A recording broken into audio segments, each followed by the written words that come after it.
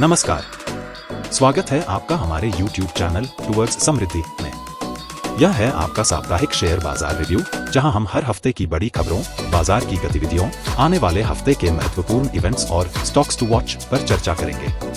यहां आपको मिलेगा आसान भाषा में वह सब कुछ जो आपके निवेश और बाजार की समझ के लिए जरूरी है। तो जुड़िए हमारे साथ हर शनिवार रात 8 बजे। चलिए शुरू करते हैं इस हफ्ते का बाजार विश्लेषण।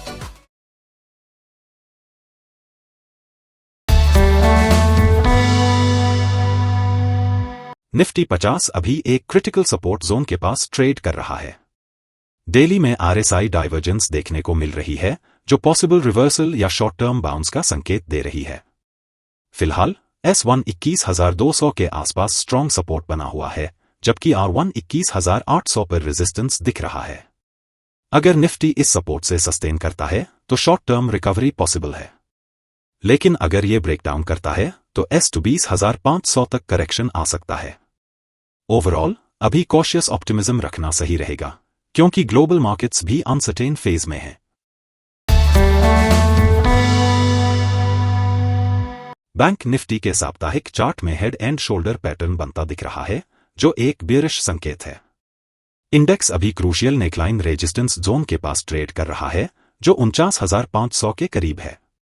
अगर यह स्तर टूटता है तो 48,150 तक गिरावट संभव है।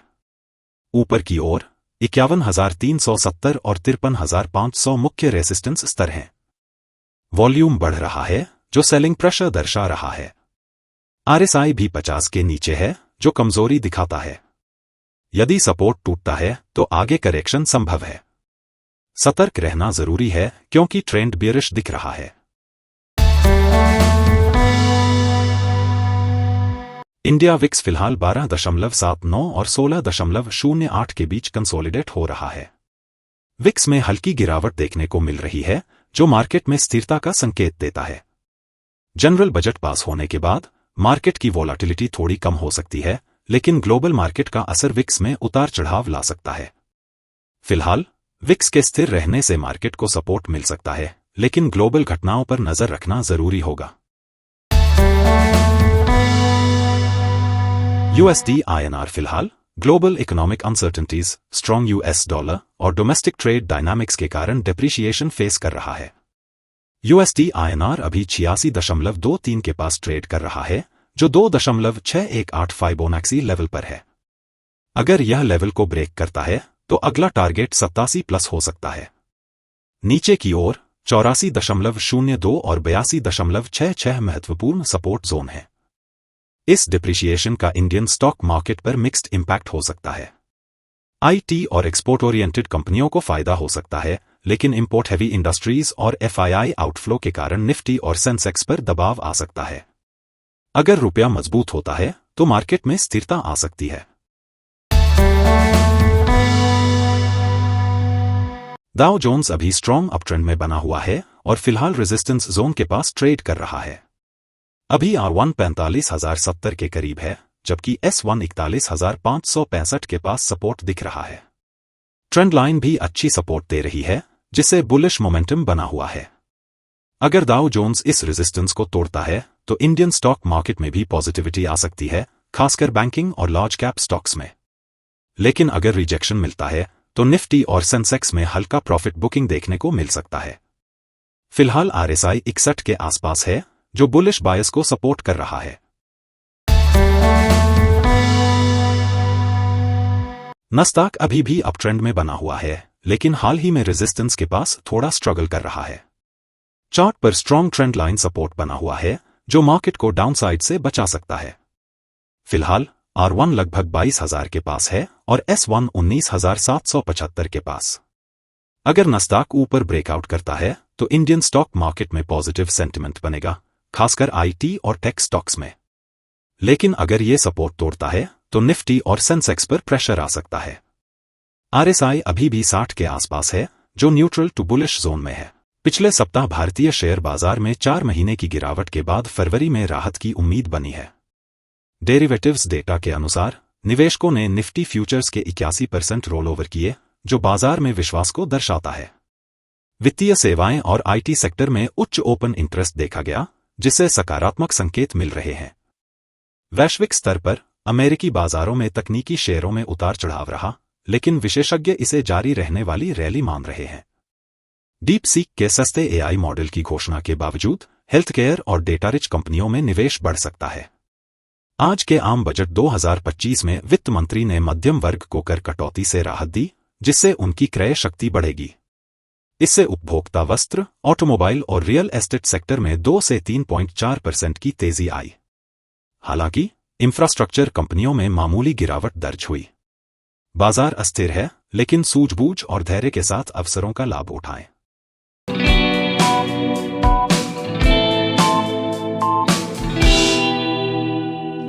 इस हफ्ते भारतीय और ग्लोबल फाइनेंशियल मार्केट में कई अहम घटनाएं देखने को मिली, जिन्होंने निवेशकों और कंपनियों के फैसलों को प्रभावित किया। वित्त मंत्री निर्मला सीतारमण ने 1 फरवरी 2025 को भारतीय आम बजट पेश किया, जिसमें आर्थिक विकास, बुनियादी ढांचे, रोजगार और कर सुधारों पर विशेष ध्यान दिया गया। इस बजट में मध्यम वर्ग को राहत देने के लिए कर सुधार किए गए, साथ ही पूंजीगत व्यय बढ़ाकर बुनियादी ढांचे को मजबूती देने का प्रयास किया गया है। सरकार ने digital India, make in India और हरित ऊर्जा क्षेत्र में निवेश को भी प्राथमिकता दी है। इस बजट के बाद उपभोक्ता वस्त्र, ऑटोमोबाइल, रियल एस्टेट और बैंकिंग क्षेत्र में तेजी देखी गई, जबकि कुछ बुनियादी ढांचा कंपनियों में दबाव बना रहा। 2025 के केंद्रीय बजट में व्यक्तिगत आयकर छूट सीमा को 8 लाख रुपए से बढ़ाकर 12 लाख रुपए कर दिया गया है। यह मध्यम वर्ग के लिए एक बड़ी राहत है, क्योंकि इससे टैक्स बोझ कम होगा और उनकी बचत बढ़ेगी। सरकार का उद्देश्य उपभोग और निवेश को प्रोत्साहित करना है, जिससे अर्थव्यवस्था में तेजी आ सकती है। यह सुधार घरेलू खर्च बढ़ाने में मदद करेगा और रियल एस्टेट, ऑटोमोबाइल और एफएमसीजी सेक्टर को लाभ मिल सकता है। केंद्र सरकार ने दालों और कपास के उत्पादन को बढ़ावा देने के लिए 6 वर्षीय कार्यक्रम की घोषणा की है, जिसका उद्देश्य आयात पर निर्भरता कम करना और किसानों को समर्थन प्रदान करना है। इस कार्यक्रम के तहत राज्य एजेंसियां तुअर, उड़द और मसूर जैसी दालों की न्यूनतम समर्थन मूल्य पर खरीद करेंगी, जिससे किसानों को उचित मूल्य मिलेगा। इसके अतिरिक्त सरकार अतिरिक्त लंबे रेशे वाली कपास के उत्पादन को बढ़ाने के लिए अनुसंधान और विकास को प्रोत्साहित करेगी, जिससे कपास की गुणवत्ता में सुधार होगा और देश की पारंपरिक वस्त्र उद्योग को पुनर्जीवित किया जा सकेगा। यह पहल किसानों की आय बढ़ाने और कृषि क्षेत्र को सशक्त बनाने में महत्वपूर्ण भूमिका निभाएगी। इस कार्यक्रम से कृषि क्षेत्र से जुड़ी कंपनियां जैसे कि दाल प्रसंस्करण इकाइयां, कपास उत्पादन और वस्त्र उद्योग से संबंधित कंपनियां प्रभावित हो सकती हैं। उदाहरण के लिए, दाल प्रसंस्करण में अग्रणी कंपनियां और कपास आधारित वस्त्र निर्माण कंपनियां इस पहल से लाभान्वित हो सकती हैं। भारत सरकार ने 2012 में लागू किए गए एंजल टैक्स को समाप्त कर दिया है, जो स्टार्टअप्स के लिए एक महत्वपूर्ण बाधा था। इस टैक्स के तहत स्टार्टअप्स द्वारा उनकी वास्तविक बाजार मूल्य से अधिक निवेश प्राप्त करने पर कर लगाया जाता था, जिससे नवोन्मेष और उद्यमिता को बढ़ावा देने में कठिनाई होती थी। अब इस टैक्स के हटने से शुरुआती चरण के स्टार्टअप्स के लिए पूंजी जुटाना आसान होगा, जिससे नवाचार और उद्यमिता को प्रोत्साहन मिलेगा। उद्योग जगत ने इस कदम का स्वागत किया है, इसे स्टार्टअप्स के लिए एक सकारात्मक परिवर्तन माना है। इस निर्णय से विशेष रूप से शुरुआती चरण के स्टार्टअप्स और उनके निवेशक लाभान्वित होंगे। हालांकि इसका सीधा प्रभाव किसी विशेष सूचीबद्ध कंपनी के शेयरों पर नहीं पड़ेगा, लेकिन स्टार्टअप इकोसिस्टम में निवेश बढ़ने से वेंचर कैपिटल फंड्स और स्टार्टअप्स के साथ साझेदारी करने वाली कंपनियों को अप्रत्यक्ष लाभ हो सकता है। केंद्रीय बजट 2025 में सरकार ने बुनियादी ढांचा परियोजनाओं जैसे बंदरगाह, रेलवे, सड़कों और नवीकरणीय ऊर्जा पर ध्यान केंद्रित करते हुए पूंजीगत व्यय को 11.21 लाख रुपए करोड़ तक बढ़ाने की योजना बनाई है। हालांकि निवेशकों को उम्मीद थी कि पूंजीगत व्यय में अधिक वृद्धि होगी, जिसके कारण लार्सन एंड टुब्रो जैसी कंपनियों के शेयरों में गिरावट देखी गई। इसके विपरीत उपभोक्ता वस्तुओं से संबंधित क्षेत्रों में कर राहत के कारण सकारात्मक प्रभाव देखा गया। प्रभावित कंपनियां: Larsen and Toubro LT, PNC infra, NBCC, Hindustan Unilever, Nestle, Maruti Suzuki, hero MotoCorp. केंद्र सरकार ने बजट 2025 में वित्तीय घाटे को सकल घरेलू उत्पाद जीडीपी के 4.4% तक कम करने का लक्ष्य रखा है, जो पिछले वर्ष के 4.8% से कम है। यह कदम सरकार की राजकोषीय अनुशासन के प्रति प्रतिबद्धता को दर्शाता है, जबकि आर्थिक विकास को संतुलित करने के प्रयास भी जारी हैं। हालांकि सकल उधारी बढ़कर 14.82 लाख करोड़ रुपए होने की उम्मीद है, लेकिन शुद्ध बाजार उधारी में मामूली कमी आकर 11.54 लाख करोड़ रुपए होने का अनुमान है। इस बजट में मध्यम वर्ग के लिए आयकर में कटौती, कृषि क्षेत्र में उच्च उपज वाली फसलों को बढ़ावा और गिग इकॉनमी के श्रमिकों के लिए कल्याणकारी योजनाओं पर जोर दिया गया है। इन उपायों से घरेलू मांग को बढ़ावा मिलने की उम्मीद है। केंद्र सरकार ने न्यूक्लियर एनर्जी मिशन के तहत 2047 तक 100 गीगावाट (GW) परमाणु ऊर्जा उत्पादन का महत्वाकांक्षी लक्ष्य रखा है। यह पहल भारत के स्वच्छ ऊर्जा लक्ष्य को प्राप्त करने और कार्बन उत्सर्जन को कम करने में मदद करेगी।